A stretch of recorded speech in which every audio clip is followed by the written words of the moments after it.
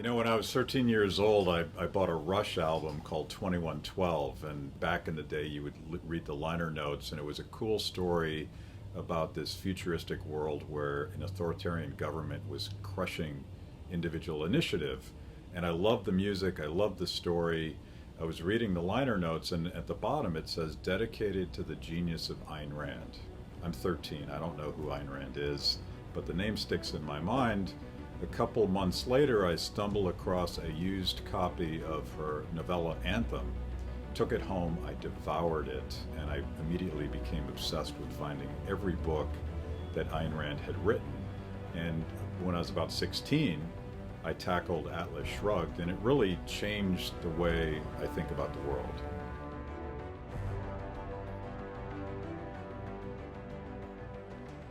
This is a crucial moment in the history of this company.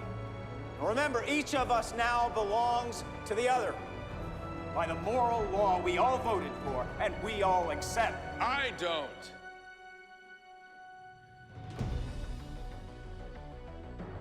I don't accept it. And I'm going to put a stop to this once and for all. How?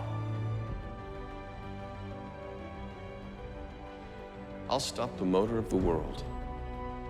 In the 12 years that followed, the world was quietly crumbling with no end in sight. Regulations strangled the production of coal, gas, oil, and nuclear power. Power outages were frequent because no copper was available to maintain the transmission lines. We began to wonder. We began to talk about what he'd said and thought maybe he'd kept his word. That perhaps he had stopped the motor of the world.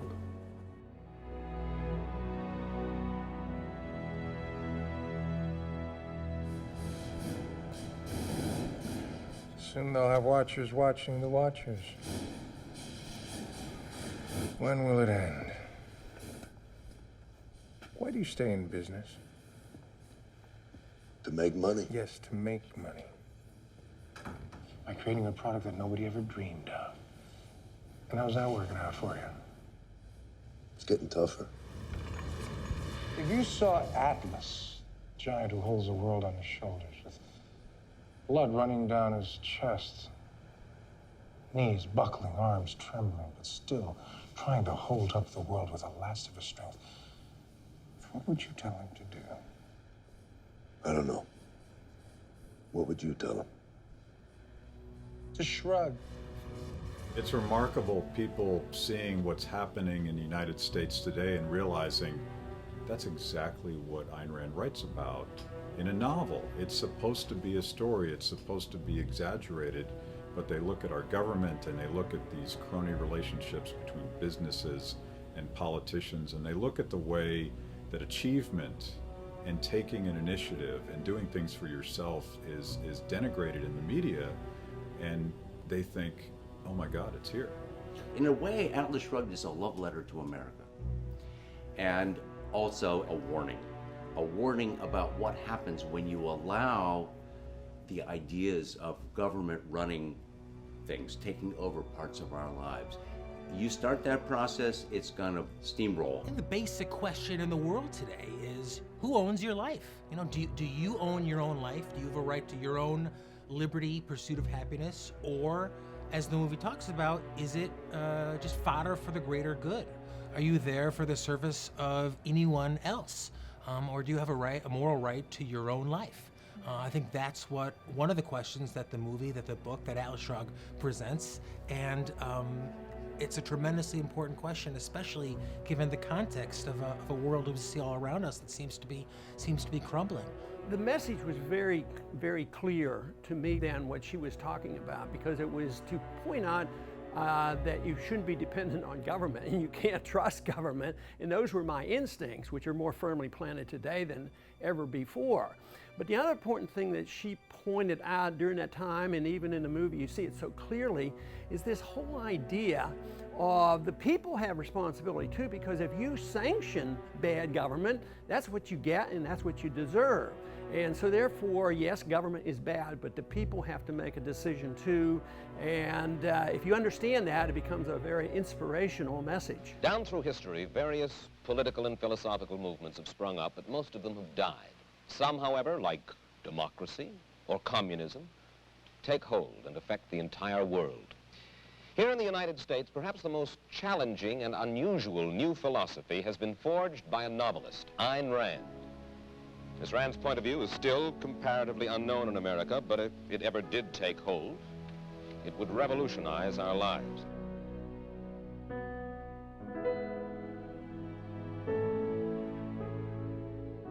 Many politicians today, Paul Ryan, Ted Cruz, many others, are now mentioning Ayn Rand, citing her.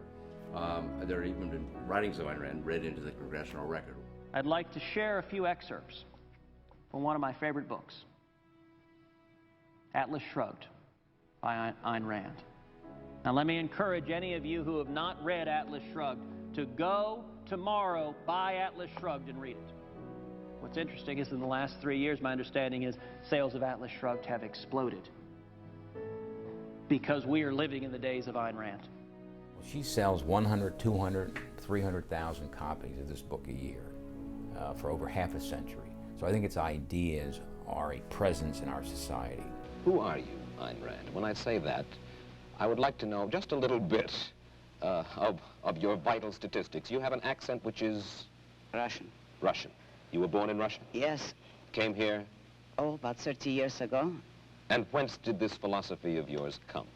Out of my own mind, with the sole acknowledgement of a debt to Aristotle, who is the only philosopher that ever influenced me. I devised the rest of my philosophy myself. So when you dig into her personal story, you see the foundations of her philosophy. It was a gut reaction. It was a moral reaction against oppressive government under communism. She was a refugee of Russia as a young woman, as a teenager. She fled that oppressive world that she would later write about.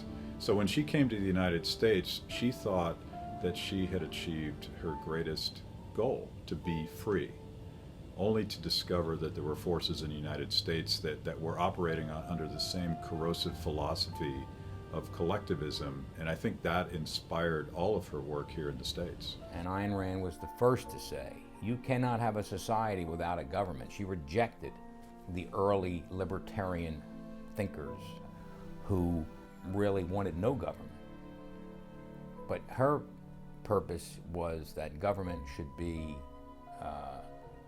independent, that its role was to protect the individual. Government would serve the individual. That's what our founder said. Not the individuals would serve government. And so she felt it needed to be limited. There are so many parallels between the story told in Atlas Shrugged and what's happening today. One of the parallels is all the politicians talk about, oh, this is in the public interest. This is taking care of a failure of capitalism or whatever. But what's behind the scenes, what you find out, is that they're giving subsidies to their crony capitalist friends. There's so many examples of that in Atlas. And then we do what?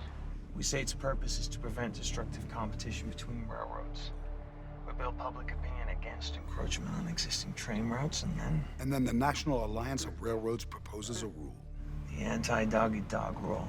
Every member must subordinate his own interests for the collective needs of the railroad industry. But in fact, we're squeezing Dan Conway out of Colorado. You are thinking like a politician, Jimmy.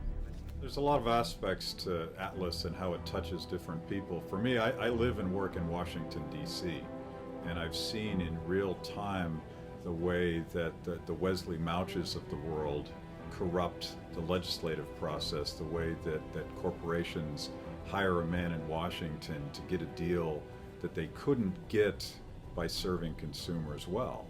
That's the scary part to me. She figured out public choice economics long before it was a thing, and she also predicted the corrosive nature of this collusion between failing businesses like Taggart Transcontinental and politicians wanting to control your future. You tell that little con artist, I've already got the rail offsets fast-tracked. It is a complete disaster, Jim. What are you talking about? What disaster? Your railroad unification plan. We're going over a cliff. What? The board has hijacked all our rolling stock, the harvests are rotting in Minnesota, and we don't have the copper wire we need to keep the lines running. That's not true. They prioritize the projects vital to public welfare. Some will just have to wait their turn. Well, you tell that to the family that's about to run out of Don't be so dramatic. Dramatic? What are you thinking? We are the last railroad that can move the harvest. If we don't get trains out there, the East Coast will run out of food. So what do you want to do about it? You're the problem solver around here. Yeah, I am. And what if I woke up one day and just said, I'm not going to find a way today?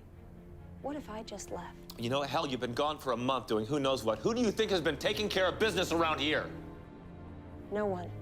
Amazingly, in 1957, she wrote a novel that we all read today and say, was she clairvoyant?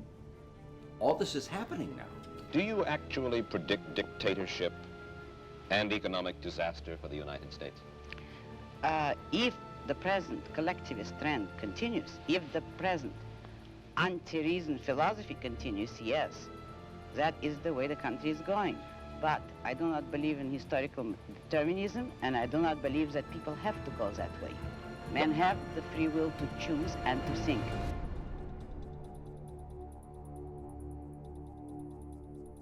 The book itself is a 1,100-page warning that unless we allow our producers to produce, they may just shrug and go on strike.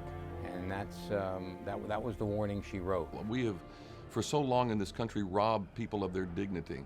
We've taken away their self-esteem, their self-being, because we've taught them in so many ways that the government is the answer, or that somebody else is the answer, and actually they are the answer. That's what Ayn Rand was all about. It's about getting back to what you can contribute. Conditions in Washington are a lot worse today than they were in the 1950s, although I see progress ideologically in the country and moving in the right direction. Washington has not improved in any manner.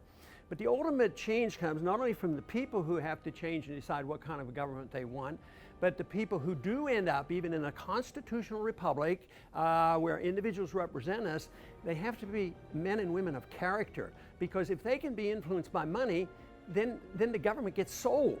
And right now there's so much up for sale, and that is why money talks. The lobbyists are very powerful, and government is so big. And so you say, well, what should we do in Washington? How do we correct that? And my answer is shrink the size of government and the scope of government to do that. I am offering you Wesley Moucher's job. Huh? Now, there's nothing bigger than that. You're free to do anything at all. You don't like regulations, we'll repeal them. You want higher profits, lower wages, decree them. You want special privileges, grant them. You don't like the unions, dissolve them. You play it any way you want, but just think about it. In Washington, everyone's gonna want to be your best friend. You're gonna have power.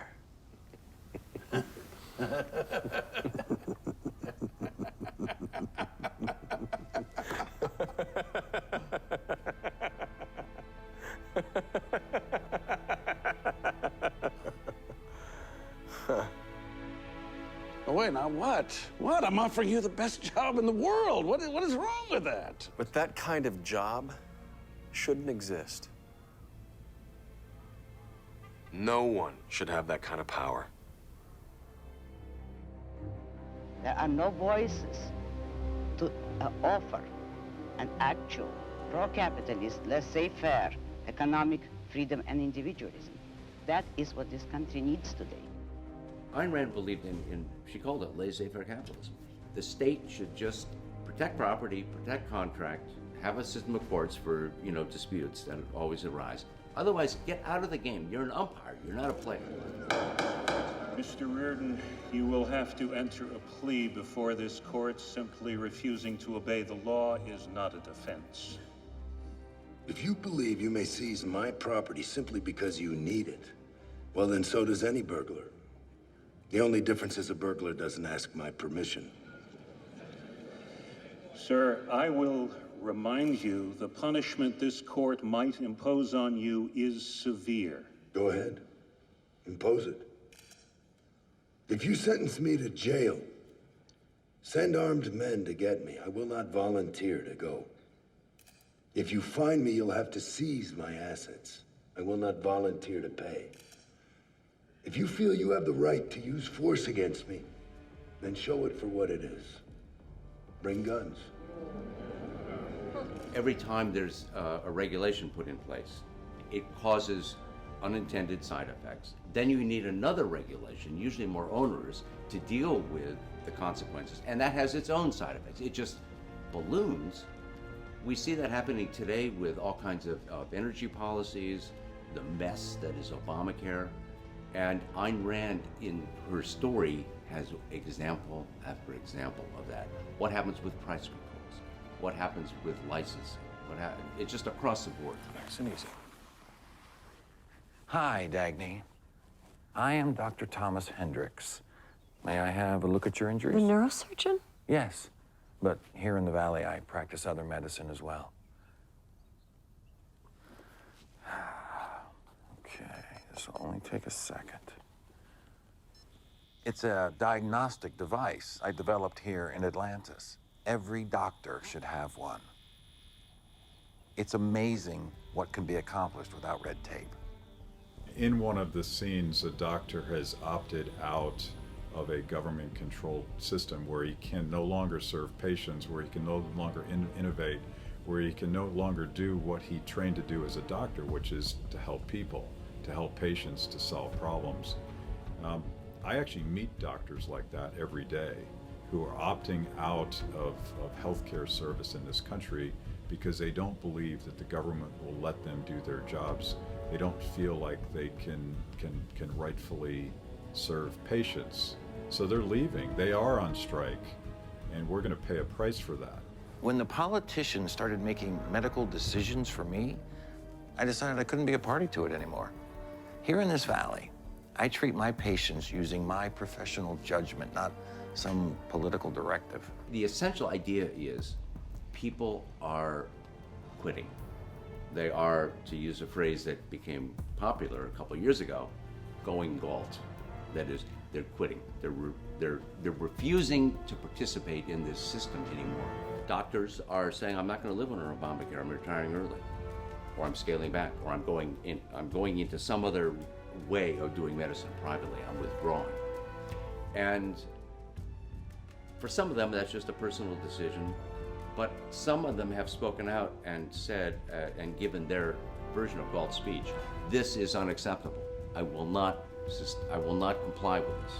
I'm leaving.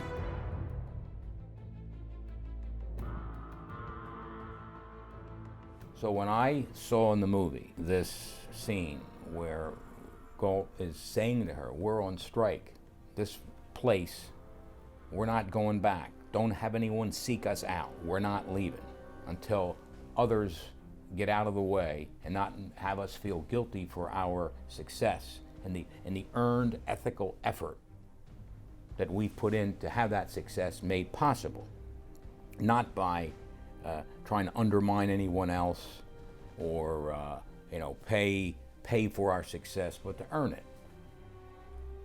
And at that moment in the dinner scene, I realized that that's what it's all about. Dagny, we are on strike. What happened to Midas? What happened to Doc? It happened to each of us. No man belongs to another, Dagny. But there are those in power who would have you think otherwise.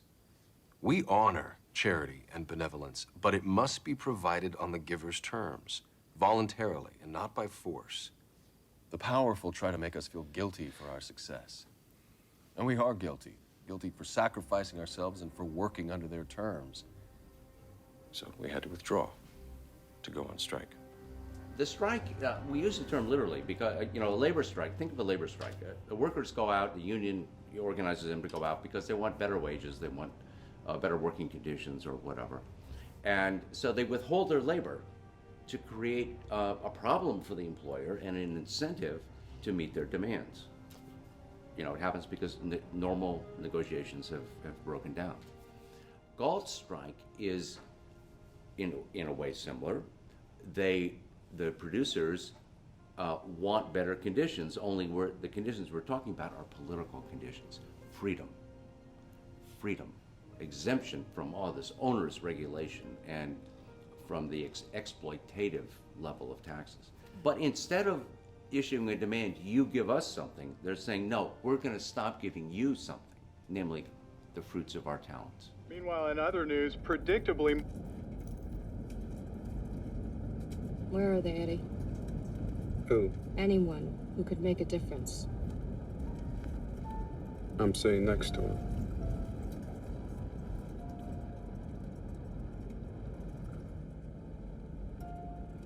It's as if some destroyer is sweeping up everybody who could dig us out of this mess. Who's John Galt? I dislike that expression immensely. This rebellion or this resentment about what is happening makes it difficult for people who are still in the system, because it isn't that easy to find Galt's Gulch. There's no doubt about it. In reality, it's not easy, but it's out there, and there are people, you know, able to get out of the system. But at the same time, I have the personal belief that the motivation also ought to be is to try to change society, that it would more reflect the values of Galt's Gulch than it would of the system that we have today and the system that Ayn Rand detested and what motivated her to write the book.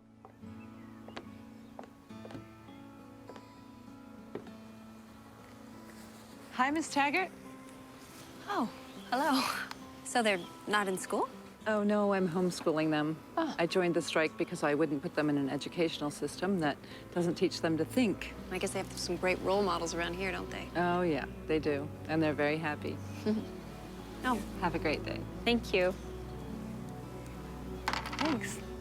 Particularly since 2010, you're seeing a whole new generation of legislators who wouldn't be here today but for a grassroots uprising that's really motivated by these values of individual responsibility and actually respecting people that step up and solve problems.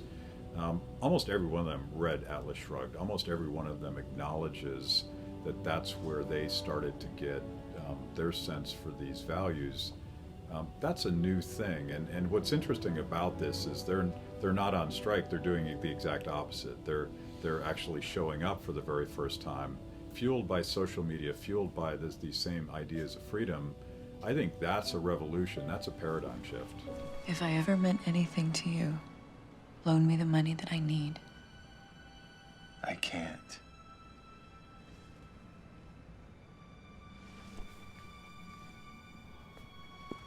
What is this savior line going to be called? The John Galt line. What? Because I am tired of hearing that name. It means quitting, giving up. And I am not giving up. I am not going to quit.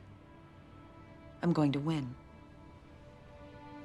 You know, in the book and the movie, "Who is John Galt" is a phrase of just giving up, of shrugging your shoulders and saying there's nothing you can do about that. When you see activists waving that sign or asking it today, it's the opposite of that. It's like, you folks need to wake up and understand what's happening to this country. So they've expropriated the meaning as a wake-up call.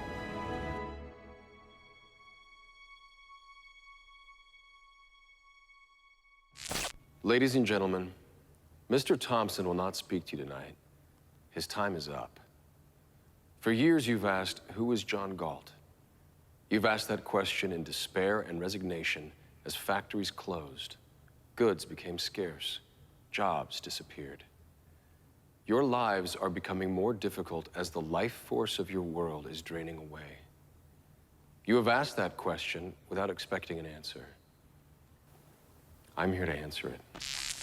This is John Galt speaking. Ready, and action. The reason we've changed the cast has not ever changed, which is when we started on this project, we simply didn't tie the cast down for all three.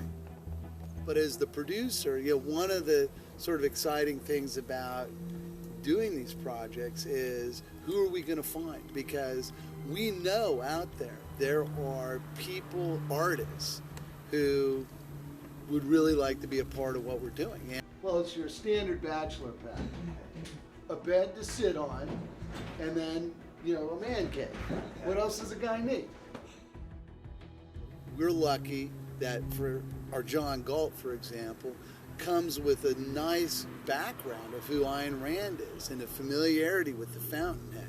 And when he heard that, you know, we were going to offer him the role, started to study, you know, Atlas Shrugged. And you go, that's just fabulous for us. So, Dagny, have you made your decision?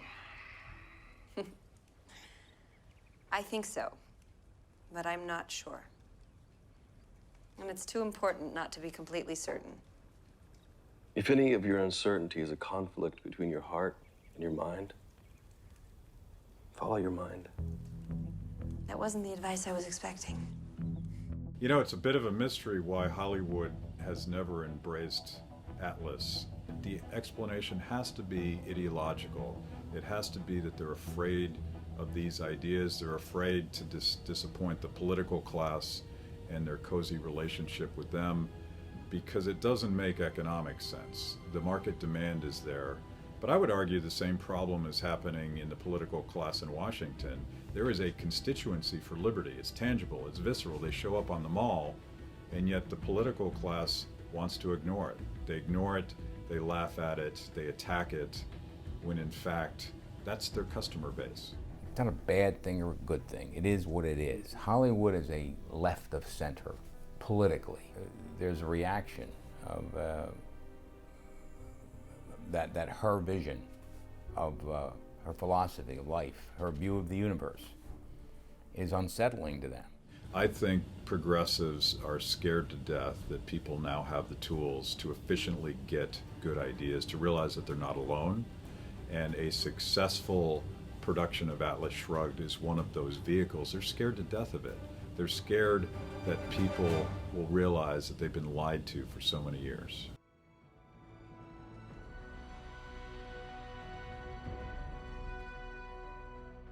I think her deepest sense was, I need to reach individuals one-on-one. I'm writing for the readers who think and can be reached. And I think that's how she would expect her ideas to percolate. They will spread out through fertile minds and come up in many different places in ways that you couldn't predict. And I think her best, deepest philosophical sense would be, I see that happening, that's how it has to happen, I did good work. So I think this tug of war is going to continue for a long time. What Thomas Jefferson said, yeah, every now and then a good little rebellion is a good thing in a society. So I think that's probably where we are now. But ultimately, it's the philosophy of the people in a country, as long as they endorse welfarism and militarism and warfarism and inflationism and think they're going to benefit from it, there's no way that you're going to stop it. A book like Atlas Shrugged will have an influence on the thinking of people, especially when we go to try to pick up the people and reform the system and make it a much better system than we have today. You know what I think it all comes down to, and I'm going to give you my favorite Ayn Rand quote. It's the end of Galt's speech. The world you desire is real, it exists, it is possible, it's yours. Because Ayn Rand, she was an optimist. She believed in the goodness of people, fundamentally, and the possibilities of human achievement, human life. You have no faith in any.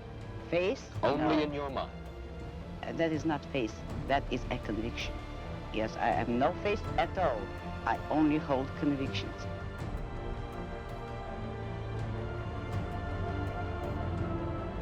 We couldn't help but think of the young lab engineer who said he would stop the motor of the world. You see, his name was... Who is John Galt.